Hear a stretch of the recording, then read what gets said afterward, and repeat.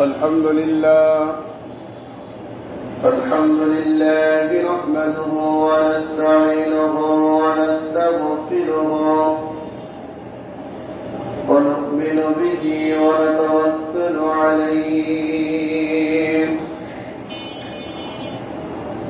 ونعوذ بالله من شرور أنفسنا ومن سيئات أعمالنا من يهده الله فلا مضل له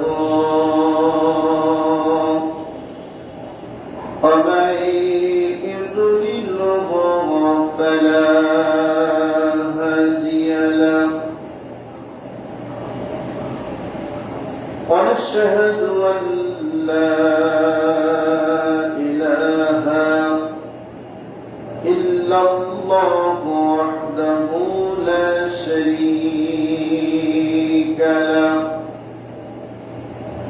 ونشهد أن سيدنا وسندنا وحبيبنا ومولانا محمدا عبده ورسوله فقد قال الله تعالى في كلامه المجيد والفرقانه الحميد أعوذ بالله من الشيطان الرجيم بسم الله الرحمن الرحيم وأصحاب الشمال ما أصحاب الشمال في سموم وحميم وظل من يحموم لا بارد ولا كريم إن الله وملائكته يصلون على النبي يا أيها الذين آمنوا صلوا عليه وسلموا تسليما اللهم صل على سيدنا مولانا محمد وعلى آل سيدنا مولانا محمد اللهم صل على سيدنا مولانا محمد وعلى آل سيدنا مولانا محمد نحمده ونصلي على رسوله الكريم সম্মানিত মাহে রমজানের বিদায় জুম্মা পঞ্চম জুম্মার সম্মানিত মুসল্লিবৃন্দ আল্লাহ রাব্বুল আলামিনের দরবারে শুকরিয়া আদায় করছি মাহে রমজান মাসের প্রথম তারিখ থেকে শুরু করে 30টি তারাবি 30টি রোজা পঞ্চম জুম্মা পর্যন্ত আল্লাহ রাব্বুল আলামিন আমাদের সকলকে সুস্থ রেখে ভালো রেখে তিলাওয়াত মসজিদে এসে কোরআন কারীম থেকে কিছু কথা বলার এবং শোনার জন্য কবুল করেছেন। ওই মহান মাবুদের দরবারে শুকরিয়া আদায় করছি, সকলে বলছি আলহামদুলিল্লাহ। আর শুকরিয়া আদায় করছি যে আল্লাহ রাব্বুল আলামিন অসংখ্য অগণিত মানুষদের মধ্যে থেকে বেছে নিয়ে আমাদের মতো নগণ্য মানুষদের দিয়ে বৃহত্তর ইবাদতের একটি কেন্দ্র মাহে রমজানের রোজা। এই রোজার মতো একটি বড় নিয়ামত, বড় একটি ইবাদত আমাদের মতো মানুষদের দিয়ে আল্লাহ রাব্বুল আলামিন করালেন, আমাদের সুযোগ করে দিলেন। ওই আল্লাহ রাব্বুল আলামিনের দরবারে লাখো কোটি শুকরিয়া আবারও আদায় করছি, আলহামদুলিল্লাহ। লাখো কোটি দুরূদ ও সালাম বর্ষিত হোক বিশ্ব মানবতার মুক্তির দিশারি দোজাহানের বাদশাহ শ্রেষ্ঠ নবী জনাবে মুহাম্মদুর রাসূলুল্লাহ সাল্লাল্লাহু আলাইহি ওয়াসাল্লামের প্রতি। সম্মানিত রোজাদার বৃন্দ, আমরা এখন একদিকে আনন্দিত, অপরদিকে ব্যথিত বলা যায়। আনন্দিত হলো এই কারণে আমরা যে রোজা আছে, ইফতার, তারাবির নামাজ, দান সদকা যে আমলগুলা করছি মাহে রমজান মাসে, সত্যি যদি আল্লাহ কবুল করে নেন আর আল্লাহ সন্তুষ্টর জন্য, মানুষকে দেখানোর জন্য না, আল্লাহর জন্য যদি করে থাকি, তাহলে এর পুরস্কার আল্লাহ রাব্বুল আলামিন দেওয়ার জন্য প্রস্তুতি করবেন। আর যদি আমরা এই সিয়াম সাধনা রোজা এর পরেও যদি আমাদের রোজা কবুল না হয়, সেহরি ইফতার কবুল না হয়, আমাদের তারাবি যদি কবুল না হয়, দান সদকা কবুল না হয়, তাহলে আমাদের দুর্ভাগ্য ছাড়া বিষয় নয়। এই জন্য আল্লাহ যে সুযোগ দিয়েছেন আমাদেরকে, আমরা দোয়া করছি আল্লাহ যেন আমাদের আমলগুলাকে কবুল করে নেন। আমরা সকলে বলছি আমিন। কিয়ামতের দিন আল্লাহ রাব্বুল আলামিনের কুদরতি হাত দিয়ে যেন আমরা মাহে রমজানের পুরস্কার গ্রহণ করতে পারি, আল্লাহ যেন কবুল করেন। আমরা আবারও বলছি আমিন। সম্মানিত উপস্থিতি, আজকের আলোচনার বিষয় হলো শুধু আমাদের ভাবনার চিন্তা।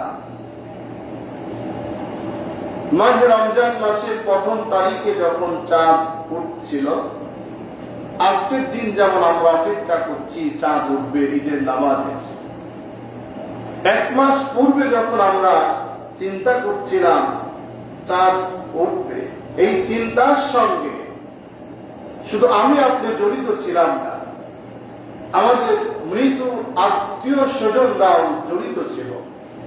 কেন? চাঁদ ওঠার সাথে সাথেই আল্লাহ রাব্বুল আলামিন কবরের আযাবকে বন্ধ করে দিতেন, জাহান্নামের দরজাকে বন্ধ করে দিতেন, জান্নাতের দরজাকে খুলে দিতেন।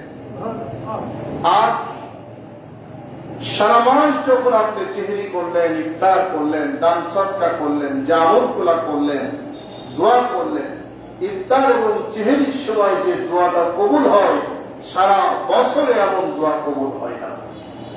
তাহলে এই সুযোগটা আপনার আত্মীয় স্বজন, আপনজন, কলিজার টুকরা মা বাবা যারা হারিয়েছেন, তারা আনন্দিত ছিল। আপনার দোয়ার বদলতে আল্লাহ রাব্বুল আলামিন তাদেরকে শান্তিময় করে দিবেন কবরটাকে। আজকে যখন উল্টা হয়ে চাঁদ যখন উঠবে, আবার কবর আযাব শুরু হবে, জাহান্নামের দরজাকে আল্লাহ আবার খুলে দিবেন। ওপেন জান্নাতের দরজা যেমন ছিল উন্মুক্ত, আর এমন থাকবে না। তাহলে প্রথম দিন যারা আনন্দ করত, আজকে কিন্তু তাদের টেনশন, অনুভূতি এবং তাদের দুঃখ ছাড়া কিছুই নয়। তারা কবর থেকে ডেকে ডেকে বলে, আমার কলিজার টুকরা সন্তান, আমার ছেলে মেয়ে, আমার আপন জনেরা, তোমাকে মানুষ করার জন্য, তোমার লালন পালন করার জন্য, লেখাপড়া করানোর জন্য, সব কিছু তোমার পিছনে সময়টাকে ব্যয় করার জন্য আমার জীবনটাকে, আমার যৌবনটাকে, আমার সমস্ত কিছুকে ত্যাগ করে শুধুমাত্র আমি তোমার মায়া, মমতা আর ভালোবাসার মধ্যে পড়েছিলাম। এই কাজ করতে গিয়ে আল্লাহর অনেক হুকুম অমান্য করেছি, অনেক ইবাদত থেকে দূরে সরে গিয়েছি। দেখবেন অনেক মানুষ, বিশেষ করে যারা ড্রাইভার অথবা বাহিরে যারা চাকরি করে, এই কয়েকদিনে প্রচুর পরিবার মানুষ দুর্ঘটনায় মারা যাচ্ছে, অ্যাক্সিডেন্ট হচ্ছে। কেন? কোন কারণে?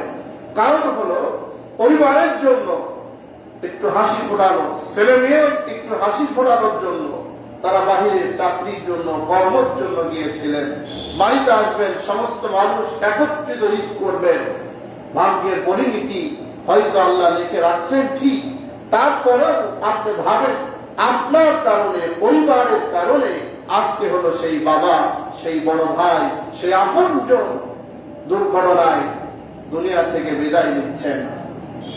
আবার অনেক মানুষ এমন হচ্ছে গাড়ির ভোগান্তির কারণে পরিবার পরিজনের কাছে ঈদ করবে, সেই সুযোগটাও তারা পাচ্ছে না, বঞ্চিত হয়ে যাচ্ছে।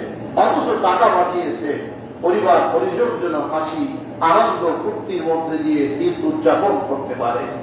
এই বিষয়টি আপনি যেমন করছেন, আমি যেমন করছি, আমার বাবা মা, আপনার বাবা মা, আপনজনরাও কিন্তু ওই দিনকে আপনার নিয়ে এরকম ভাবা চিন্তা করত।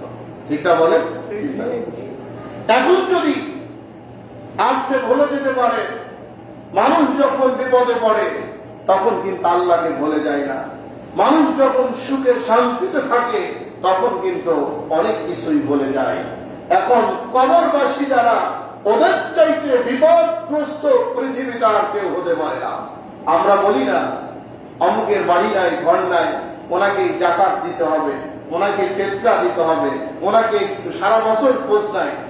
এখন ফিতরা একজন মানুষের 100 টাকা, জাকাত 1 লক্ষ টাকার 2500 টাকা। এখন জাকাতের হিসাব হলো, ফিতরার হিসাব করলো, উনি 5 জন পরিবার যদি থাকে, পরিবারের 5 জনের 500 টাকা হলো ফিতরা। সঠিক নিয়ম এটাই দিতে চাই না। কম বেশি যারা দেন আলহামদুলিল্লাহ, মনে করেন 500 টাকায়। এই 500 টাকা হলো ফিতরা, হলো একটা পরিবারে। জাকাতের হয়তো বা 2, 4, 10 হাজার টাকা আপনার হলো।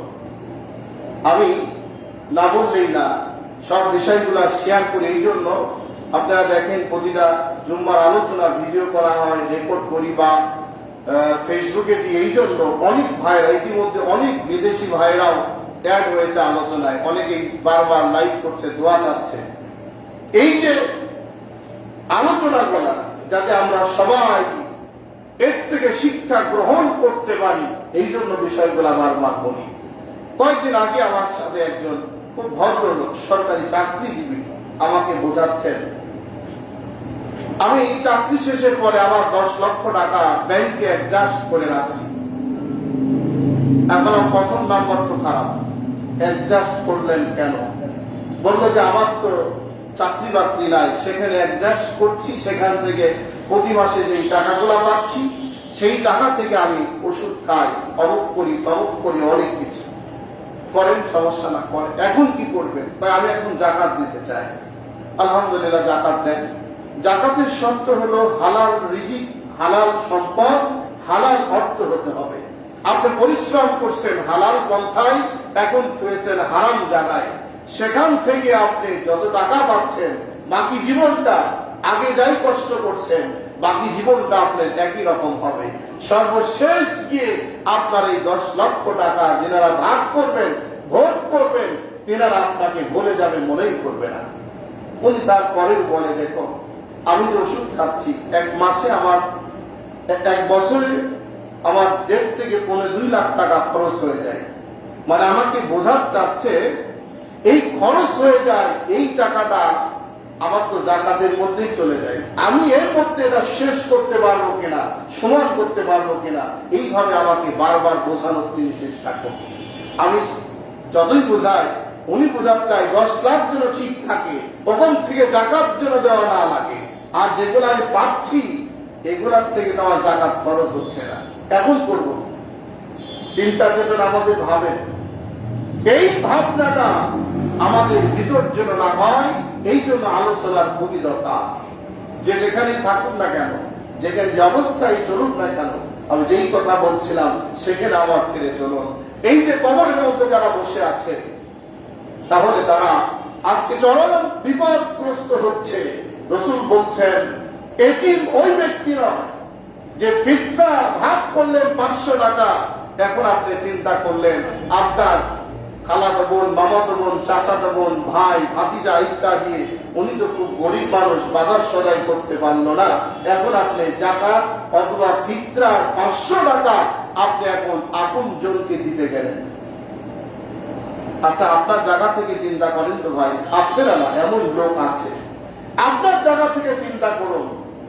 ঈদের দিনকে আপনি একটু বাজার নিয়ে গিয়ে বললেন আমার তো ফিতরার টাকা হয়েছিল 500, সেখান থেকে তোমাকে বাজার করার জন্য দিলাম 300, আর বাকিটা বিভিন্ন ফকির মিসকিনকে দিব।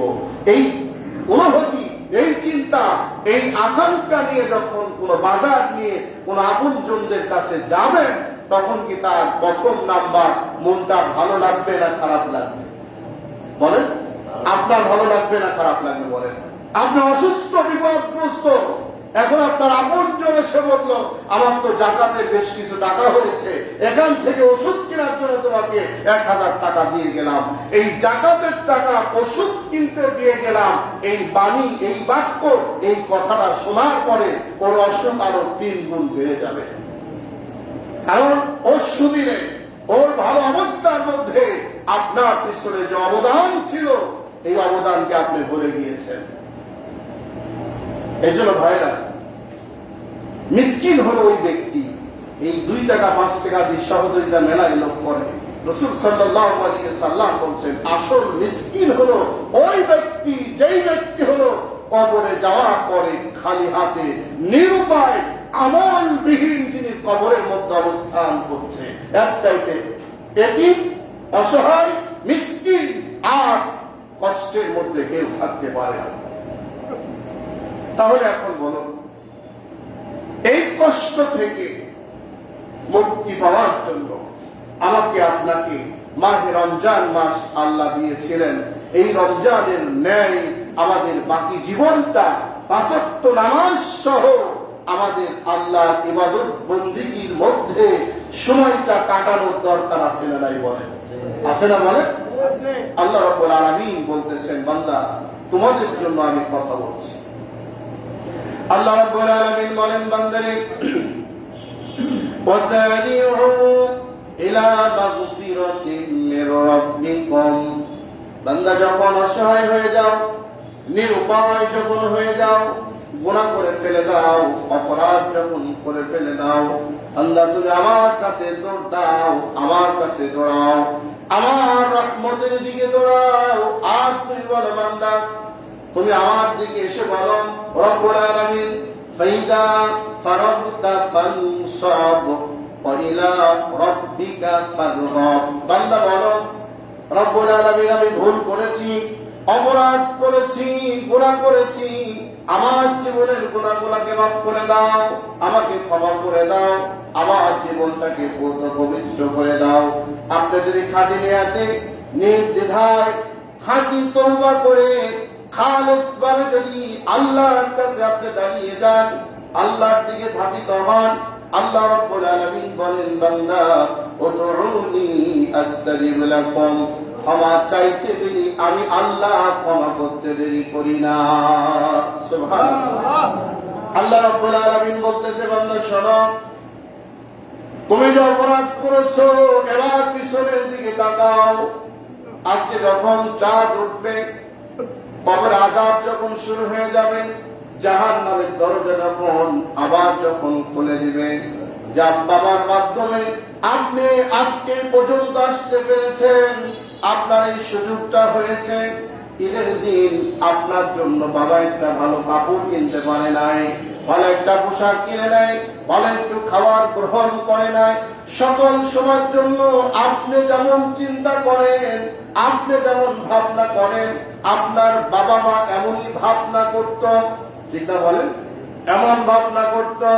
এখন আপনি হাসি ফোটানোর জন্য, ভালো একটু খাবার দেওয়ার জন্য আল্লাহ রাব্বুল আলামিন বলতেছে, বান্দা তুমি চিন্তা করো তোমার বাবা মা কত ত্যাগ স্বীকার করেছিল, কষ্ট করেছিল, সমস্ত ত্যাগ, সমস্ত কুরবানি, সমস্ত কিছু বিসর্জন দিয়ে তোমাকে আজকে এই পর্যন্ত দাঁড় যদি না করিয়ে দিত, তোমার দ্বারাই কোন সময়ের জন্য আজকে এই অবস্থান আসা সম্ভব হতো না। ও বান্দা, মাহে রমজান শেষ হয়ে গেল, শেষ জুম্মা, শেষ বিদায় লগ্নে এসেছো গো বান্দা।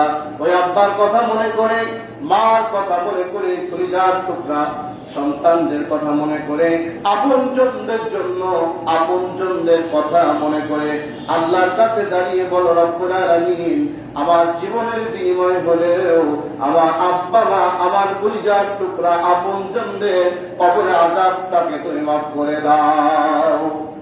আমার ভাইরা, আল্লাহ রাব্বুল আলামিন বলেন, কোন বান্দা যখন আব্বার কথা মনে পড়ে যায়, মার কথা মনে পড়ে যায়, আল্লাহ দোয়া শিখিয়ে দিয়েছেন, বান্দা বলো, রব্বিনা আমহুমা কামা রব্বায়ানি সগীরা। কোন বান্দা যখন নামাজরত অবস্থায় নামাজে দাঁড়িয়ে যায়, নামাজ শেষ করে যখন হাত তুলে বলে, রব্বুল আলামিন রব্বিনা আমহুমা কামা রব্বায়ানি সগীরা। আল্লাহ গো, আমি যখন শিশু ছিলাম, আমি যখন গর্ভে ছিলাম, আমি যখন নিরুপায় ছিলাম, অসহায় ছিলাম, আমার আব্বা যেমন আমাকে মানুষ করেছে, মা যেমন মানুষ করেছে, আমার আব্বা আজকে দুর্দিনের মধ্যে, মা কষ্টের মধ্যে অন্ধকার গহীন কবরে শুয়ে আছে। আল্লাহ আমার আব্বাকে মাফ করে দাও, মাকে মাফ করে দাও। আমার জীবনের সমস্ত আমল গুলা দিয়ে যদি হয়, তবু আমার আব্বা আমার কবরটাকে তুমি রিয়াজুল জান্নাত বানিয়ে দাও। এমন যদি কোন সন্তান দোয়া করে, আল্লাহ রাব্বুল আলামিন বলে, বান্দা বান্দার হাত তুলতে দেরি, আব্বা আমার কবরে আযাবটাকে মাফ করতে দেরি করি না। সুবহানাল্লাহ। তাহলে এখন সবচেয়ে বেশি কঠিন দুর্দিন যারা কবরের মধ্যে আছে, তারা না আপনারা বলেন? আপনারা না, তারা। আপনি সাহায্য চান, যে কোনো একটি মানুষ আপনাকে 10 টাকা, 5 টাকা, 2 টাকা সাহায্য দিতে পারে। সেমাই কেনেন নাই, বাজার করতে পারেন নাই, যে কোনো সমস্যার মধ্যে আছেন, আপনাকে সমাধান দেওয়ার জন্য 10 জনের কাছে হাত পাতলে একজন না একজন আপনাকে করে দিতে পারে। পারে না বলেন? পারে। কিন্তু কবর এমন একটি জায়গা, মৃত্যুর পরে ওই জায়গায় সাহায্য পাঠানো, সাহায্য দেওয়া এবং উপকার করার জন্য আল্লাহ ব্যতীত আর কেউ আছে বলেন?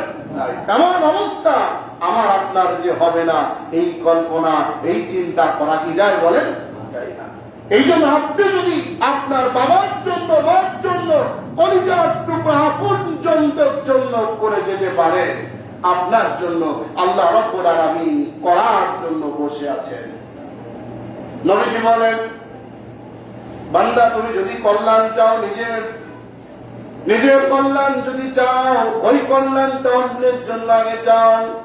নিজে যদি উপকার করতে চাও, আল্লাহ রাব্বুল আলামিনের হাবিব বলেন, বিশ্বনবী জনাবে মুহাম্মদুর রাসূলুল্লাহ সাল্লাল্লাহু আলাইহি ওয়াসাল্লাম, বান্দা হে উম্মত, যখন তুমি অন্যের কল্যাণকামী হয়ে আল্লাহর কাছে দোয়া করবা, হাত তুলবা, আল্লাহ রাব্বুল আলামিন অন্যের দোয়া কবুলের আগ দিয়ে আপনার আপনজনদের দোয়া আল্লাহ কবুল করে নেয়। আমার ভাইরা, কেন দোয়া করতে হবে দেখুন এবার। সূরা বুরুজের, সূরা ওয়াকিয়ার মধ্যে আল্লাহ রাব্বুল আলামিন বলেন, কবরবাসী যখন হয়ে যায়, মৃত্যুর পরে 2টা গ্রুপ হয়ে যায়। একটা হলো ডান পক্ষ, আর একটা হলো বাম পক্ষ। দুনিয়ার মধ্যে দল হলো 2টা, একটা হলো হিজবুল্লাহ, আর একটা হলো হিজবুশ শাইতান। আপনি আল্লাহর পক্ষে থাকতে চান, আল্লাহর দলে অংশগ্রহণ করতে চান, নবীর নেতৃত্ব মেনে চলতে চান, না ইবলিসের দলে আপনি যেতে চান, মানুষ রচিত আইন দিয়ে জীবন ফয়সালা করতে চান, এই সিদ্ধান্ত আপনাকেই নিতে হবে। রাস্তা দুনিয়ায় যেমন দুইটা, কাল কিয়ামতের ময়দানে সেখানে হলো দুইটা। একটা হলো ডান পক্ষ, একটা হলো বাম পক্ষ। ডান পক্ষ যারা, তারা হলো সকল সময়ের জন্য আনন্দের মধ্যে থাকবে। আর যারা বাম পক্ষ, তারা কোন সময়ের জন্য রাত পোহাবে না, এমন কষ্টের মধ্যে তারা অবস্থান করতে থাকবে। আল্লাহ রাব্বুল আলামিন বলেন, ও বান্দা ভালো করে তোমরা শোনো, আসহাবুল ইয়ামিন মা আসহাবুল ইয়ামিন, ডান দিকের লোকেরা বাম দিকের লোকেরা উভয় পক্ষ যখন দুই দিকে ভাগাভাগি করে থাকবে, তখন ডান দিকের লোকেরা বাম দিকের লোকদেরকে প্রশ্ন করবে। মৃত্যুর সাথে সাথে সমস্ত মানুষের ভাষা হবে আরবি, বাংলা সব বন্ধ, ইংরেজি বন্ধ, অন্যান্য জাতির ভাষা বন্ধ, সবগুলো হবে আরবি। যারা রোজা করলেন 30টা, তারাবি পড়লেন 30টা, কদরের রাত্রে যারা ইবাদত করলেন, দান সদকা সেহরি ইফতার সবগুলো আল্লাহর হুকুম পালন করলেন, এই মানুষগুলা হলো ডান পক্ষ। এই মানুষগুলা ডান দিকে, এই মানুষগুলা ত্যাগ স্বীকার করার কারণে এই মানুষগুলা যেখানে অবস্থান করবে, আল্লাহ রাব্বুল আলামিন ওই জায়গার অবস্থানটা হলো একটা মেঘ আচ্ছন্ন একটা অবস্থান করে দিবেন। সুবহানাল্লাহ বলেন। এই যে এখন দেখেন মেঘ, এই মেঘের মধ্যে আপনি মনে হচ্ছে মেঘ না গরম না ঠান্ডা। কিয়ামতের জায়গা যেটা হবে, মাটি পুরো তামা হবে।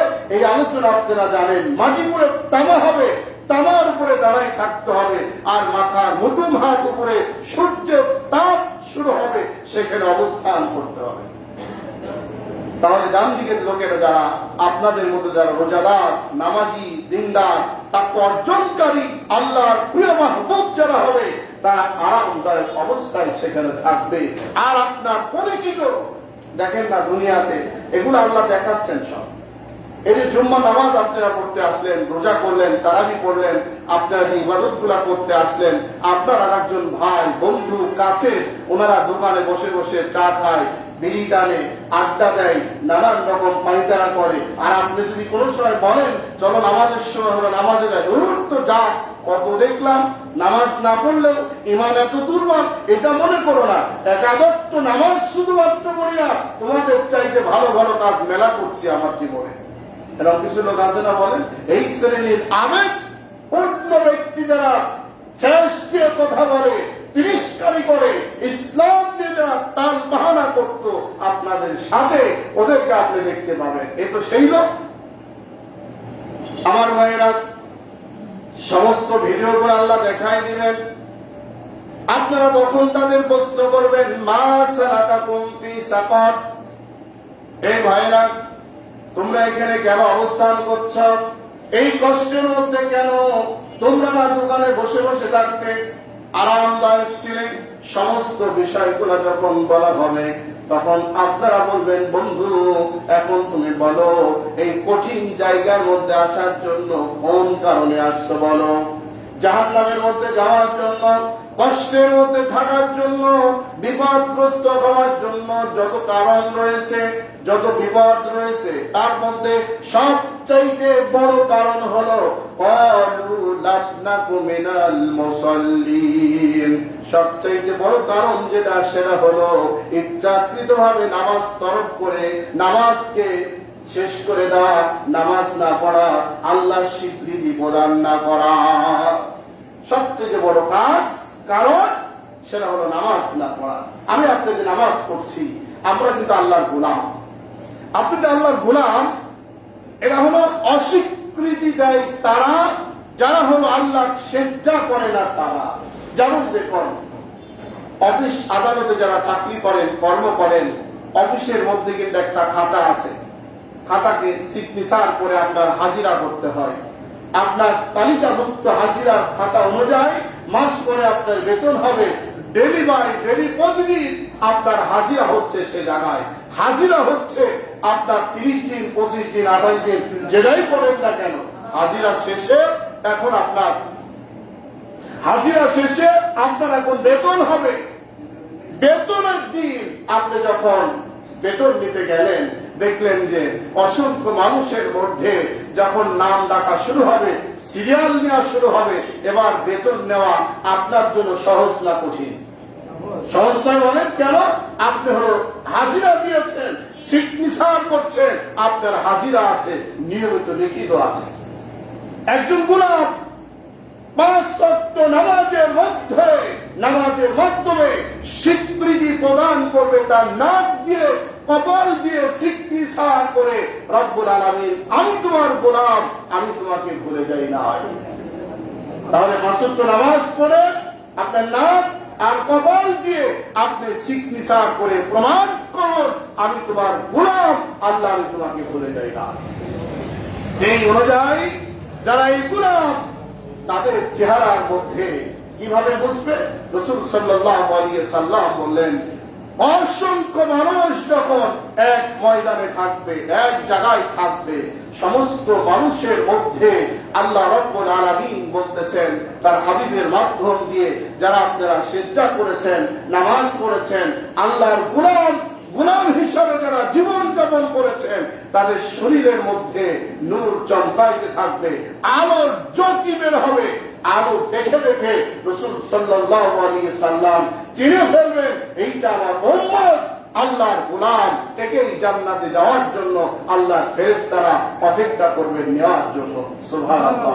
তাহলে আপনি নামাজ পড়লেন, এই যে ওযু করেছেন, এই ওযুর জায়গাটা নূর চমকাইতে থাকবে, হাতের জায়গায় নূর চমকাইতে থাকবে, সেজদার জায়গায় নূর চমকাইতে থাকবে, আপনার চেহারাকে আল্লাহ রাব্বুল আলামিন আলোকিত করে দিয়ে দিবেন। সুবহানাল্লাহ। তাহলে যে নামাজ পড়লো না, যে নামাজ পড়লো না, তিরস্কারি করলো, টিটকারি করলো, রোজা করলো না, এই মানুষটা আর আপনি ডান এবং বাম চিনতে কি আল্লাহ কষ্ট হবে? বলেন কষ্ট হবে না। দুনিয়াও যেমন ওই জায়গাতে তেমন, নামাজি যারা তাদের যেমন চিনতে কষ্ট হয় না, বেনামাজি যারা তাদেরকে বুঝতে যেমন কষ্ট হয় না, ওই জায়গাতেও ঠিক তেমনই ভাবে আল্লাহ রাব্বুল আলামিন যখন এই পরিবেশ করবেন, আপনারা যখন ওদের কষ্ট করবেন, তারা তখন বলবে ক্বালু লাম নাকু মিনাল মুসাল্লিন, আমি নামাজ পড়ি নাই। এই নামাজ না পড়ার কারণে আজকে আমাকে এই শাস্তি ভোগ করতে হচ্ছে, আমার এই জুলুম নির্যাতন, আমার যে কষ্ট, সেই কষ্ট অনুভব করতে হবে। ও বন্ধু, ভাই, আপনজন, আমাকে একটু বাঁচানোর কোন সুযোগ আছে? আমাকে কি একটু বাঁচাবে? ভাইরা, আরেকটা বিষয় নেন, একই সাথে নামাজ কালাম পড়লেন, ইবাদত করলেন, হঠাৎ করে তারাবি শেষ হলো, আসামি আপনার ভাইদের মধ্যে, আমাদের মধ্যে থেকে র্যাব, পুলিশ, পিজিআর, বিডিবি যেটাই বলেন না কেন আসলো, আসার পরে আমাদের যে কোনো একটা ভাইকে হ্যান্ডকাপ লাগায় ওনাকে নিয়ে যাচ্ছে থানাতে অথবা জেলখানাতে। এত ওনাকে যখন নিয়ে যাচ্ছে, তখন উনি যতই চিল্লা পাল্লা করুক, আমাকে বাঁচাও, আমাকে বাঁচাও, ভাই আমি একই সাথে ছিলাম, আমাকে নিয়ে যাচ্ছে, আমাকে উপকার করার কোন সুযোগ নাই, ইত্যাদি ইত্যাদি, অথবা এমন অবস্থা যখন হয়ে যাবে, তখন কি ওই ভাগটা নেওয়ার জন্য আর কেউ কি অংশগ্রহণ করবে? বলে যার যার মাঠ শেষে খাও, এখন আর সুযোগ নাই। আগে ছিল বন্ধু, আগে ছিল আপনজন, আগে ছিল একত্রিত বসে চা খাওয়া, এক জায়গায় বসা, এখন কিন্তু বিপদ মুহূর্তে বলছে যার যার মাঠ শেষে নাও। এটা বলে দুনিয়ায় যেমন, ওই জায়গাতেও ঠিক তেমন, ওখানে আপনার আর কোন বন্ধু পাওয়া যাবে না, ইল্লা হাবিবা ওয়া মুত্তাকা, সেখানে কোন বন্ধু পাওয়া যাবে না, আপনজন পাওয়া যাবে না। ওখানে এই অবস্থা যখন হবে, তখন এই বন্ধুরা অনেক কথা বলবে আমাকে সাহায্য করার জন্য, উপকার করার জন্য। আল্লাহর পক্ষ থেকে ঘোষণা হবে, না, এখন সব বন্ধ, আর করা যাবে না, এখন সব বন্ধ। এজন্য ভাইয়েরা, 30টা রোজা এবং এই রমজান মাসে পঞ্চম জুম্মা পাওয়াটা আলহামদুলিল্লাহ, আল্লাহ শুকরিয়া। ইতিপূর্বে খুব কম পেয়েছেন, এবার পঞ্চম জুম্মাতে আপনারা হাজির হয়েছেন।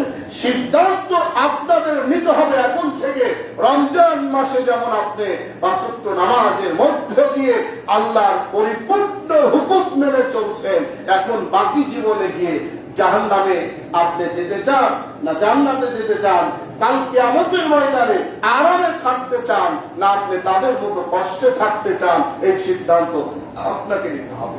যদি নেন, তাহলে আল্লাহর গোলাম যদি হতে হয়, আল্লাহর খাঁটি গোলাম হতে হলে 5 ওয়াক্ত নামাজের মধ্য দিয়ে স্বীকৃতি প্রদান করে বলতে হবে আমি তোমার গোলাম।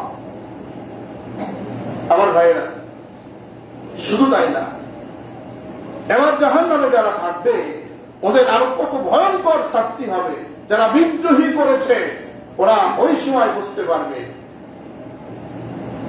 আল্লাহ রাব্বুল আলামিন বলেন, এমন একটা মুহূর্ত চলে আসলো, অফাকিহাতিন কাসীরা, এমন একটা সময় চলে আসলো প্রচুর পরিমাণ পানির যন্ত্রণা, পানির জন্য যখন তারা চিৎকার করতে থাকবে, আমাকে একটু পানি দাও, পানি দাও, একটু পানির ব্যবস্থা করো, তাদেরকেও পানি দেওয়া হবে পান করার জন্য।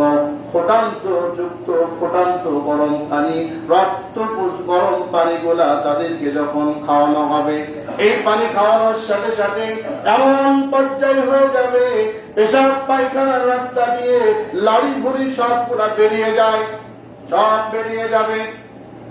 এমন অবস্থা যখন বেরিয়ে গেল, উনি মনে করলো নাজাত পেয়ে গেলাম, আসলে নাজাত পেল না, আবার সেটা ভিতরে ঢুকাই দেওয়া হবে, আবার এরকম বেরিয়ে যাবে। কত কাজ এমন ভাবে শাস্তি হলে থাকবে, আল্লাহ উনি ছাড়া আমি আপনি বলার কোন সুযোগ নাই। এমন কঠিন শাস্তি শুরু হবে সেখানে। খিদার যন্ত্রণায় যখন কাতর হয়ে যাবে, খিদা লাগবে, খাওয়ার জন্য চিৎকার দিবে, তখন তাদের কাঁটাযুক্ত ঘাস এবং ফল খাওয়ানো হবে। এমন কাঁটাযুক্ত পিতা ফল খাওয়ানো হবে, এই খাওয়ার সাথে সাথে পেটের মধ্যে যাওয়ার পরে এমন যন্ত্রণা শুরু হবে যে যন্ত্রণা পৃথিবীতে কোনোদিন কেউ অনুভব করতে পারে না। এমন ভাবে পালাক্রমে একটি একটি করে শাস্তি সেখানে শুরু হবে।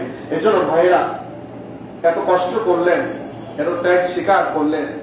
জীবন অনেক ভাইরা দেখছি রোজা শেষ, নামাজও শেষ, এখনো কিছু ভাইয়ের এরম আছে 14টা রোজা করছে, 15 থেকে আর পরে না, ভাই আমার শরীর আর কোলাই না, 20টা হলো আর কয়েক কোলাই না।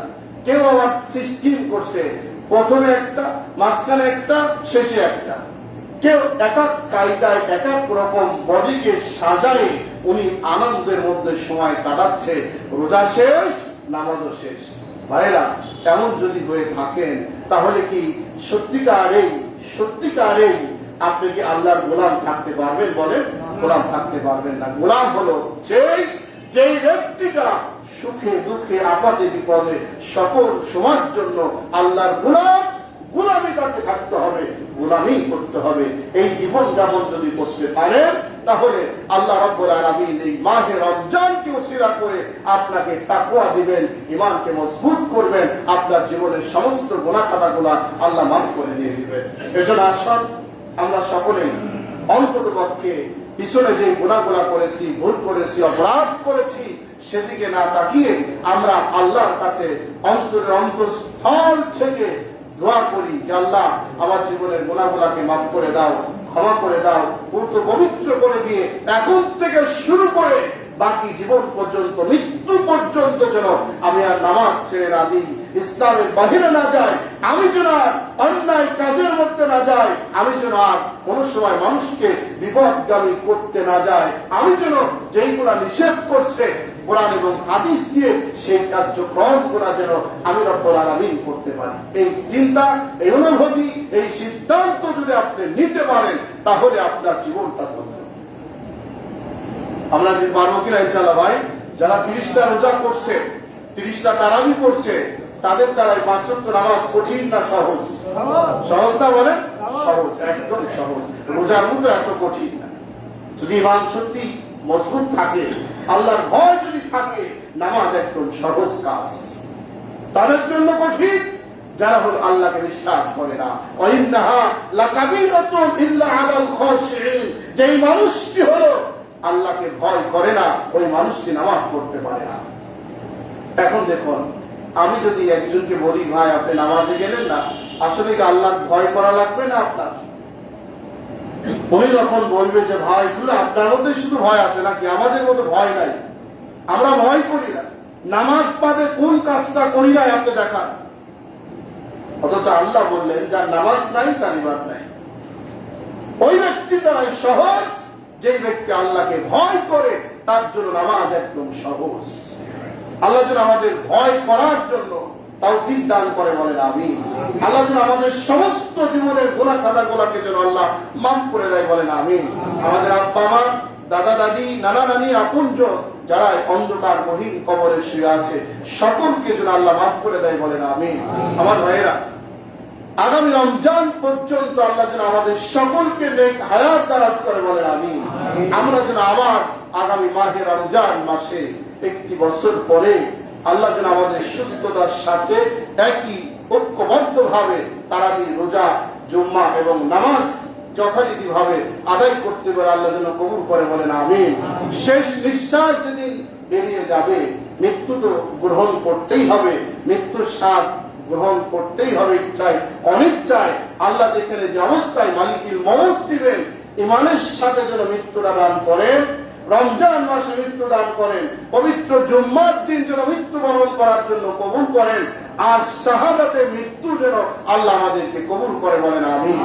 শাহাদাতের মৃত্যুর চাইতে সহজ মৃত্যু আর কিছুই হতে পারে না। এজন্য আল্লাহ যেন আমাদের সবাইকে কবুল করে, বলেন আমিন। সম্মানিত ভাইয়েরা, শেষ কথা হলো, আমার অনেক নামাজিরা সেটা হুজুর বলেন, মোল্লা বলেন, মুসল্লি বলেন, চরিত্র একটি আলাদা জিনিস। কিছু মানুষ এমন আছে চরিত্রটা পছন্দই করে এমন, নামাজ পড়বে, রোজা করবে, আমল করবে, লেবাস করবে, সব ঠিক আছে, কিন্তু তার ভিতরের একটা চরিত্র যেটা, এই চরিত্রটা বন্ধ করতে পারে না। সেটা কি? কাজই হলো মানুষের ক্ষতি করা, মানুষের সমালোচনা করা, মানুষকে বিপদে ফেলানো, মানুষের সামনে এসে মনে হয় যেন এর চাইতে ভালো সুফি আর কেউ নাই। এমন লোক আছে না নাই বলেন? এমন সুফি, এমন ভালো, কি চান আপনি? আপনি তো মারা যাতে দেরি, আপনি ঘাড়ে করে কবরে নিচে তাও দেরি করে না, এমন সুফি আছে না নাই বলেন? অথচ ভিতরটা এমন দুর্গন্ধ, এমন খারাপ, এমন ইমানদারের দরকার নেই, এমন ইমানদার সাজেন না, এমন ইমান নিয়ে আল্লাহর কাছে না হলো দুনিয়ায় লাঞ্ছিত অপমানিত থেকে ফিরতে পারবেন না, বঞ্চিত হতে পারবেন না, না হলো কাল কিয়ামতের ময়দানে আল্লাহ সাহায্য কপালে জুটবে না।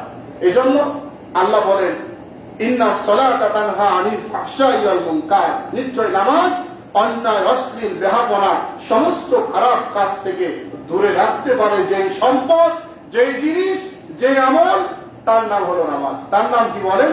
নামাজ। নামাজ পড়ার পরেও এই চরিত্র যদি বন্ধ না হয়, মনে করবেন নামাজ আপনাকে ভালো করে পড়তে হবে। এই নামাজ হচ্ছে না, এই নামাজ ঠিক মতো পড়তে হবে। নামাজ ঠিক মতো না হওয়ার কারণে আপনি পবিত্র হতে পারছেন না। আল্লাহ যেন আমাদের সকলকেই ক্ষমা করে দেন, মাফ করে দেন, বলেন আমিন। প্রিয় ভাইরা, সর্বশেষ আমি আপনাদের সকলের কাছে দোয়া চাই। দীর্ঘ সময় আপনাদের নিয়ে চলছি, কথা বলছি। আজকে হলো শেষ জুম্মা, পঞ্চম জুম্মা। আগামী রমজান, আগামী সময় কতটুকু আমি পাবো জানি না। শেষ নিঃশ্বাস বিদায় নেওয়ার সময় যদি চলে আসে, অন্তর্পক্ষে আল্লাহর কাছে আমার জন্য দোয়া করবেন। আল্লাহ যেন ঈমান নিয়ে মৃত্যুবরণ করার তৌফিক দান করেন। আল্লাহ যেন ঈমান নিয়ে কাল কিয়ামতের ময়দানে দাঁড়ানোর জন্য যেন আল্লাহ কবুল করেন, বলেন আমিন। সম্মানিত ভাইয়েরা, যে কথাগুলো আপনাদের সামনে বলেছি, লম্বা সময় অনেকে কষ্ট পেয়েছেন, অনেকে তারাবির সময় এসে 2 মিনিট পার হওয়ার পরেও কিছু বলতে পারেন কি, বারবার তাকিয়েছেন, অনেক সময় অনেক রকম ভাবে ভিতরে ক্ষোভ, রাগ, গুসা নিয়ে ঘুরছেন, ফিরছেন। কিন্তু আমি আপনাকে কষ্ট দেওয়ার কোনো কথা বলি নাই। আমি বলছি এই কোরআনের কথা। আপনি তার সাথে সাংঘর্ষিক হওয়ার কারণে আপনি মনে করছেন আমাকে দেখে বললো, আমার বিরুদ্ধে গেল। বিশ্বাস করেন, এই কোরআন আমার হাতে। কারোর সাথে আমি আক্রোশমূলক কোনো কথা বলে জান্নাতে আপনি যান, আপনার ভালো, জাহান্নামে আপনি যান, আপনার ভালো, এটা আমার দেখে কোনো লাভ নাই। বরঞ্চ আমার নিচের বাজার তাগাটাই হক কথা বলার চেষ্টা করছি, করব। আল্লাহ যেন মৃত্যু পর্যন্ত বলার তৌফিক দান করে, বলেন আমিন। আলহামদুলিল্লাহ রাব্বিল আলামিন। সবাইকে ঈদ মুবারক। আসসালামু আলাইকুম।